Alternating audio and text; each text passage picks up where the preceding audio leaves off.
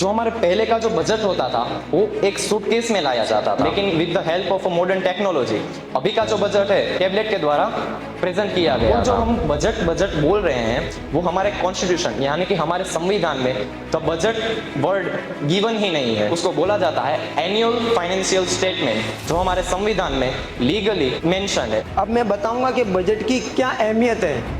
जो कि बजट है हमको हेल्प करता है समझने में कि गवर्नमेंट के क्या प्लान्स हैं हमारी जो सिटीजन की मनी को लेके। जैसे कि हम टैक्स भरते हैं, डायरेक्ट टैक्स भरते हैं, इनडायरेक्ट टैक्स भरते हैं। अब सवाल ये भी होगा कि डायरेक्ट टैक्स और इनडायरेक्ट टैक्स क्या होता है। दूसरा ये है कि हमें इंफॉर्मेशन मिलती है बजट से कि गवर्नमेंट टैक्स को लेकर कौन से प्लान बना रही है, कब कौन सा टैक्स लगेगा, कैसा टैक्स लगेगा, किस पे टैक्स लगेगा, तो उसके बारे में जो कि सिटीजन है उस पर क्या इम्पैक्ट पड़ता है। सबको लगता है कि बजट फाइनेंस मिनिस्टर बनाता है, लेकिन ऐसा नहीं है।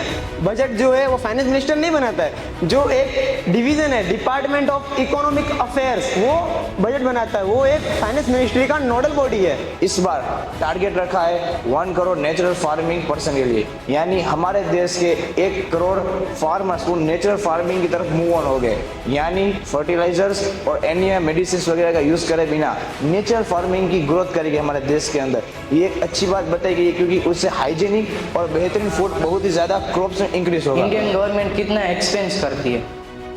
19% एक्सपेंस करती है इंटरेस्ट पेमेंट पे।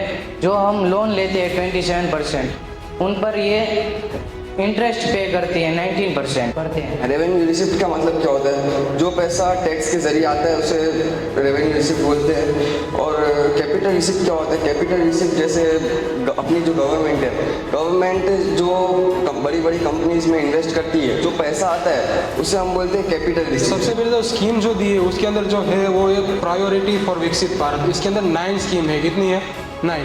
और इसके ऊपर 4 लाख करोड़ इन्वेस्ट किए गए हैं। There are various type of slabs in this union budget. यानी अगर आपका 7 लाख तक अगर आपकी इनकम है, so there will be no tax at all on any of the citizen of India. But if you are earning more than 7 lakh, then 3 to 7 lakh का जो 5% का स्लैब है, it will be applicable to all.